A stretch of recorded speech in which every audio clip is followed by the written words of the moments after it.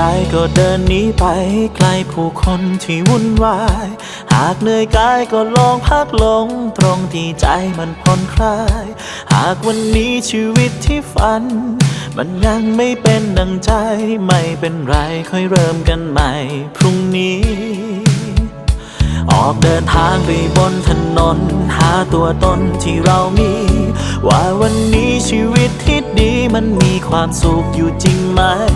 สิ่งที่ใจเราไขว่คว้าได้มาเพราะถูกใจหรือเพียงหวังให้ใครต่อใครเขาถูกใจทิ้งมันไปก่อนตอนที่ใจหวังในบางครั้งความคาดหวังก็ทำให้เรานั้นทุกข์ใจวางมันไปก่อนตอนที่ใจทุกข์สุขที่แท้อาจไม่มีแม้สิ่งใด